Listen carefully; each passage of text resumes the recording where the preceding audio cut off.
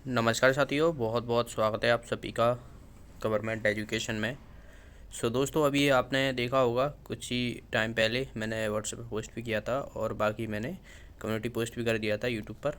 तो आप देखोगे यहाँ पर जो समूह 3 यानी सभी जनों की जो भर्ती है उसका एग्ज़ाम जो है वो अभी इसी मंथ होना था, लेकिन अब जो है वो आप देख पाओगे यहाँ पर जो है वो उसकी तिथि बढ़ा दी गई है। तो इसमें देखिए यहाँ पर लिखा है साफ साफ समूह 3 उपयंत्रिकी मानचित्र समयपाल और समकक्ष पदों की भर्ती बैकलॉग भर्तियां हेतु संबंधित भर्तियां जो हैं परीक्षा तिथि में वृद्धि करते हुए परीक्षा के आयोजन की प्रारंभ तिथि 6 नवंबर कर दी गई है और परीक्षा की अन्य सभी शर्तें पूर्वानुसार होंगी।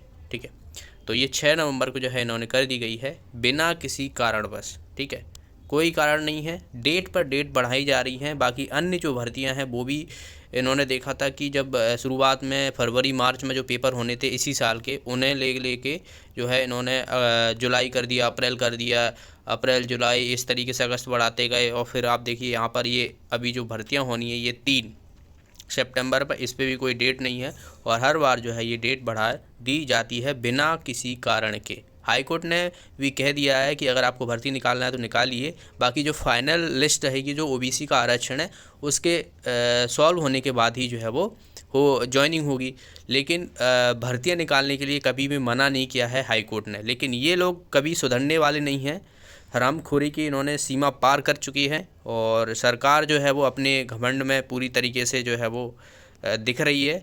उन्हें कोई लेना देना नहीं है, जो युवा हैं उनके भविष्य से सीधा सीधा खेला जा रहा है। इतने साल हर महीने जो है वो ये कभी निकाल देते हैं नोटिस, कभी कुछ निकाल देते हैं कि भर्तियों का जो है वो आकलन किया जा रहा है और हर महीने जो है वो 1 लाख भर्तियों की घोषणा कर दी जाती है, लेकिन उस पर कोई भी प्रतिक्रिया नहीं होती है। और एग्ज़ाम जो हैं होने हैं, ठीक है, एग्ज़ाम जो होने हैं उनकी भी डेट जो है वो हर बार जो है वो बढ़ा दी जाती है।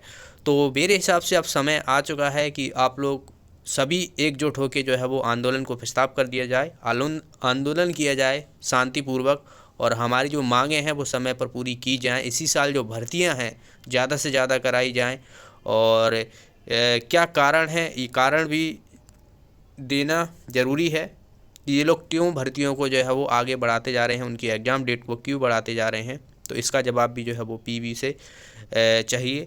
और पीवी की जो साइट है यहाँ पर आप देखोगे, ये कॉन्टैक्ट उसमें जाओगे, ये नंबर दिए हुए हैं, ये किसी काम के नंबर नहीं है, ना तो इन पर कभी कॉल लगता है ना ही ये कभी कॉल उठाते हैं। लगता भी है तो ये उठाते नहीं हैं, ये फालतू में ही दे रखे हैं। इस हिसाब से तो इस पीवी को बिल्कुल बंद कर देनी चाहिए।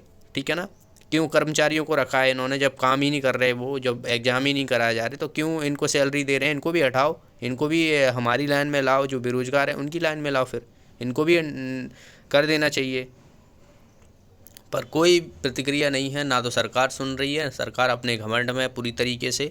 ठीक है, तो अब आपको मुझे लगता है कि यही एक तरीका है कि आंदोलन करना चाहिए। जिस तरीके से अभी पीएससी का आंदोलन किया था तो इन्होंने स्कोर कार्ड जारी कर दिया गया था, लेकिन रिजल्ट अभी तक नहीं दिया गया है। ठीक है, जिस दिन जो है वो आंदोलन हुआ था उसके अगले दिन जो है वो आपको स्कोर कार्ड देखने को मिलेगा। तो सीधा सीधा सा है, इनका मतलब ये है कि आंदोलन करो और जो चीज़ें आपको चाहिए वो मिलेंगी।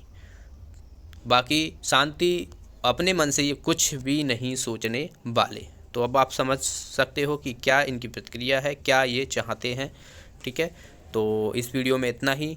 आप लोगों की क्या राय है आप लोग कमेंट बॉक्स में ज़रूर बताइए। और मुझे लगता है कि अब आंदोलन करने की बारी आ चुकी है, वो भी बड़े पूर्वक स्तर पर। ठीक है, बड़े पूर्वक स्तर पर जो है वो आंदोलन होना चाहिए, जिससे कि आने वाला समय जो है वो, आने वाली जो भर्तियां हैं, जो लोग ओवर एज होने वाले हैं कम से कम उनको जो है वो जो उनकी इच्छाएं हैं, जो उनके सपने हैं वो पूरे हो पाएँ और समय होने से पहले ही।